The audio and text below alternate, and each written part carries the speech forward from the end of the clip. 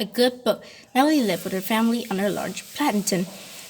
The plantation has been in the family for generations. Nellie's father owned slaves, hundreds of them. Because of the hard work of the slaves, Nellie's family was very successful. Nellie loved to read, and as a result, books were strewn throughout the house. Now, Nellie's nanny, Winifred, a black slave who had cared for Nellie since birth, spent most of her time picking up books after Nellie. Nellie was enthralled with books. That afternoon, Nellie had left a book on the kitchen counter and slipped off to play with her friend, Rose. Rose was Winifred's daughter, and they were the same age. "What do you want to do today?" asked Rose with a smile. "I know exactly what we're going to do," replied Nellie. "I want to teach you to read." "But I'm not allowed to read," cautioned Rose. "Says who?" asked Nellie. "You've got to read. It's very important." The girl sat in the window seat, and Nellie began to show Rose the alphabet. Just then, Nellie's father entered the room. He couldn't believe what he saw. "Nellie, what in tarnation are you doing?" called her father. "You know slaves aren't supposed to read." "Why not, father?" asked Nellie. "What's wrong with reading?" "Well, nothing is wrong with reading. It's just that—" Nellie quickly put her hand to her father's face. "Then let's continue our lesson," interrupted Nellie.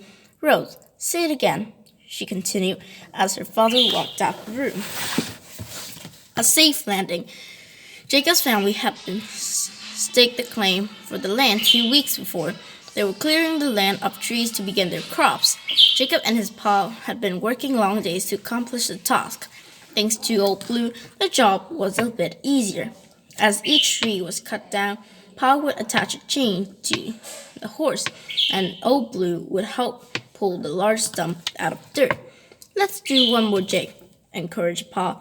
"That way, the first section will be done." Pa attached the chain once and stepped back to allow Old Blue to do her job. Jacob slowly got to his feet and began pushing the log. Every muscle in his body was taut and aching, and the stump started to budge. Just then, a loud snap could be heard. As if in slow motion, Jacob saw the chain break free from the horse and fly towards his father. Jacob lunged at his father, knocking him to the ground. Jacob lay on top of his father, panting. Sweat dripped from his face, and he peered into the eyes of his father. Pa turned his head to hide the tear that was trickling down inside of his face, but Jacob saw it. "Thanks, Jake," said Pa quietly. "I can't thank you enough." "No problem, Pa," replied Jacob. "Why don't we call it a day?" "Great idea," said Pa as he hugged his boy. And yet, this boy seemed more like a man.